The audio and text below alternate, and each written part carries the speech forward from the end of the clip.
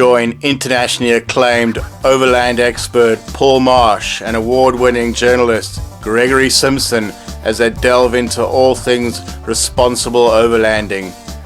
From choosing the right vehicle, getting yourself prepared, getting your vehicle prepared, safety tips, and much, much more.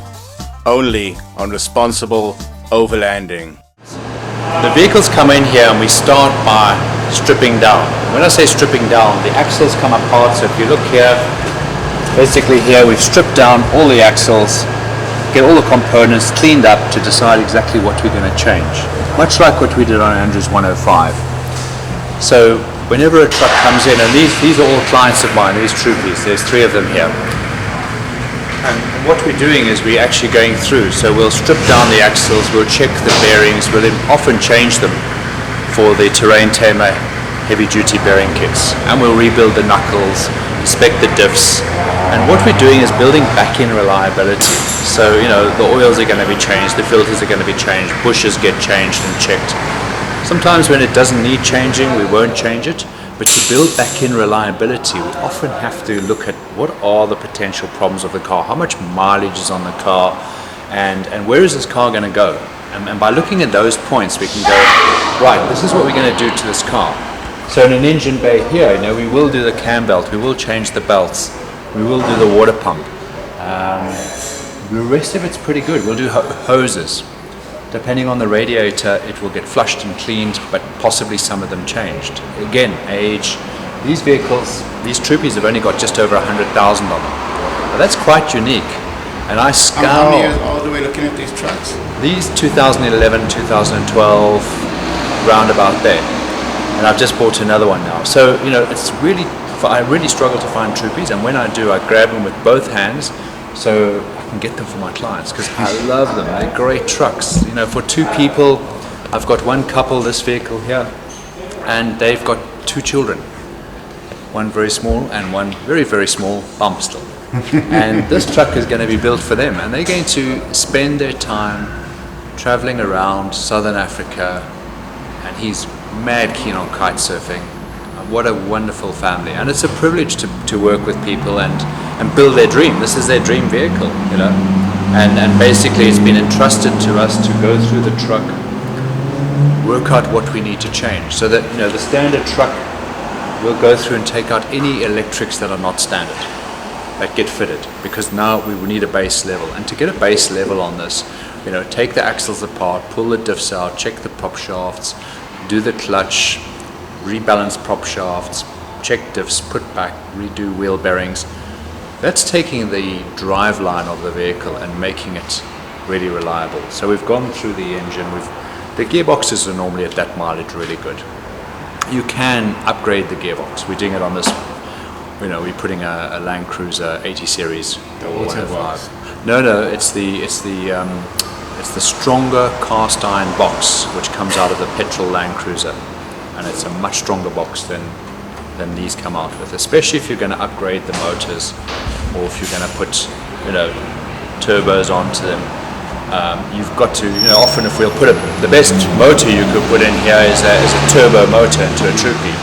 You know, if you took a motor out of an 80 series, the 1HDT, the 12 valve or the 24 valve motor that you can put in these, it's a fantastic conversion. But then you do need to do the gearbox. You know. So again, we do make those conversions. Nothing wrong with keeping it standard. It's a good truck. Every vehicle has got its strengths and its weaknesses. And I think that's important, that people understand what are the strengths, what are the weaknesses, how am I going to work with this, what is my budget, what am I going to do. But inherently we're trying to go back and take a car which is a good few years old, sometimes has stood a long time. So it's not good to let vehicles stand. Vehicle standing, you know, brake fluid doesn't get changed, antifreeze doesn't get changed. Brake fluid absorbs moisture, and that's why you should change it every year, depending on where you're living. But even so, I always say to people, change brake fluid, flush it out, flush the clutch fluid out. But change your oils often.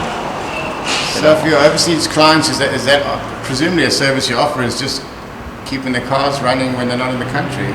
Yeah. So we basically can store people's cars. So in Cape Town, I've got storage facilities. We store the vehicles for people. There are different places in Africa that I know, friends of mine, or places that will store vehicles. And when you're storing your vehicle, you want to basically take the truck, fill up the fuel tanks, because moisture builds up in tanks. So fill them up, put it on axle stands, take any food out, charge the batteries full, disconnect the batteries. And that way you can leave the vehicle for a good length of time just to stand. Okay, and then ideally once a month you want to run it. And if it's on axle stands, you can let the wheels rotate, and that's also good to do. Now, depending on where you are, trucks like this, I'll take a truck like this, and once we've done all the mechanical work, we'll do a complete chassis treatment. Because I hate seeing a vehicle that goes rusty. It's just criminal. Especially if you're taking an old vehicle and you're putting a lot of money into it to enhance it, to build it up. You don't want it to rust from the underneath. So we get a treatment. So I've got a guy who does an amazing job, does a rust treatment that kills off the rust, which is like an industrial rust converter, and it converts that rust and kills it. And then there's a treatment that he puts on, which basically is a flexible type of paint, which has a very high copper and zinc content. And when you're purchasing vehicles, sea level versus inland? Look, any sea level. We're based in Cape Town. Rust isn't such an issue here. If you're in the warmer climates, Durban, further north, it's worse. It's harsh on the vehicles. You can spray your vehicle down underneath with, a mixture of oil and diesel. It's going to drip like crazy, but eventually some will stick. And if you get a proper rust treatment done by a company that actually does it, then they should get into the chassis and spray in the chassis. They should go inside the door cavities. It's time consuming to do it, and it's pricey, but it's worth it. Longevity of your truck. It's absolutely, and also to spray the cars down. The worst thing people do on expedition is they go across the salt pan and they don't wash the car. And you go, what was a great car is now just caked in rust. So salt pans are not great for your trucks, and if you're on a salt pan, come off and rinse that car off thoroughly. Best way to rinse a car? You always find in Africa there's guys who've got nice power washers, and you want to be on a ramp. You can't really rinse a car off properly unless you can get underneath it and clean it. And if you properly rinse it and get the power washer into all the cavities and that, you'll get a good section of it off. Make use of the locals. If I'm shipping a car, I actually take engine oil and diesel. And as I said, it's messy. And I'll go and I'll spray it completely. Everywhere. In the engine, everywhere.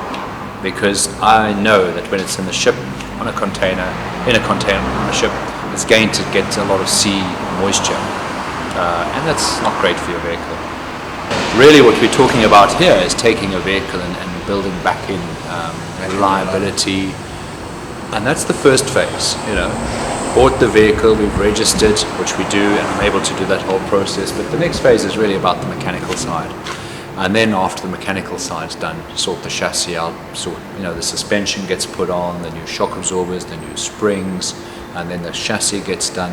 And now we then look at the process of building the interior. And that's the fun part, That's really about understanding what do my clients want, where are they going to use the vehicle, how are they going to use it. And a good example is, I've often asked people, are you going to just travel? What's the big picture? Let's zoom out. Tell me the big picture. And if it's not on your radar, let's talk about it, because I don't want to build something and then come and think, well, we should have thought about that in the big picture. When we've got the big picture, it may look like we're thinking we might do Africa, and then how about South America? Well, if you're talking South America is it's very different from Africa. You've got high altitude to contend with. You've got a lot of very cold, exposed areas where you haven't got a lot of protection, trees and bushes. I've driven all around South America, and I really wouldn't say all around, but certainly I've done some amazing trips through South America. It's a beautiful continent, but you do have to be very mindful that it's much more exposed. So a turbo on the diesel engine is going to be really, really nice to have when you're at altitude of high up mountain passes, especially over 3,000 meters. And living in the vehicle and around the vehicle is also important. And that's where these trucks come into their own. Whereas if you're doing a vehicle where you can't really live inside and you're more living out, it's much more conducive to the Africa, Australia climates. So that picture for me is critical. And that's where the internet and things can't often share enough of that with people, because it's individualistic. I mean, I need to, and the person dealing with the client needs to actually go, what are the questions? I need to understand your needs, your wants, where you're going, how you see yourself using the vehicle, that big picture, and then design the setup and layout so it works and serves you now and going forward. Quite often clients, we will finish the truck, they'll do Africa, or we'll just ship it straight to South America or Australia for them. And that depends on where they're going. Is there information overload for newbies that are coming to overlanding from the internet? Massive. Anything. I mean, you take on something new, take your career, what I do, you bring someone into, it's a new language. Suddenly people who've never been around vehicles more than driving a car have now got to learn a whole new language. We're talking about diffs, and we're talking about diff locks, and we're talking about things that they wouldn't normally put their head under the bonnet. And it's so important to take on that knowledge and learn that, because that's where the responsibility comes back in. That's where we talk about our responsible overlanding, is that you're taking your family to a remote place, and being remote can and is very dangerous. You can go in the Aussie outback and you've got a lot more than just the environment. You've got all the animals and dangers, and in Africa as well. But that's actually not the dangerous part. The dangerous part is when we actually don't take responsibility, and that's so simple to do. By spending time, I won't build a truck for someone unless they're prepared to do training, because in my mind, I'm not serving them properly. It's half a job. And you can't send somebody out with training. If you've got the money, you can send parts out. But the reality is, no, but I mean, having one of your signature products with no training. Well, no, I just don't do that. For me, it's a value thing, and I ask that up front. I want to know what people's experience are. Some people have got fantastic experience, and sometimes it's not always in overland travel, but it complements overland travel. I had a guy, and he was a brilliant project manager, and he has really focused in the way he does his work. And when his car broke down on a trip in South America, by the time I got to him, he had organized the part, he had it on a courier. He didn't know what to do with it when it got there. And when I got there, he said, Paul, you know what, I'm good with people. I'm good at organizing stuff and delegating. That's my strength. So I've got that side sorted. That's where I can help. What I can't do is actually put it on the car. So you figure that bit for me and we sort it. And that for me was really great, because that's where people don't always appreciate that sometimes their strength, is actually more valuable to them than they realize. So it's understanding that, plus understanding the knowledge gaps. And this is not rocket science. It is to someone who's going to build your engine and do it properly. You need a good qualified guy. Don't go and take work on a car that you have no experience with, like doing wheel bearings and you've never done it. That's dangerous. That's irresponsible. But understand how to check a wheel bearing by jacking the car up, holding the wheel on the top and bottom and feeling for play. That's easy. So I work with my clients, giving them checklists so that they can go in when someone's doing their car that they don't know, some remote workshop or somewhere, they can go through a checklist. Okay, they can work through what we're saying. And a service is not about, I've done 5,000 Ks, just change the oil filter. When you're doing an overland trail trip, you've got to check a lot more than that, because your car has gone over some horrendous roads, things come loose, all equipment on the vehicle needs to be tightened. So there's a much bigger checklist. And often it's just checking, but it's peace of mind. You've checked all the stuff through, you're happy, you're confident that it's all okay.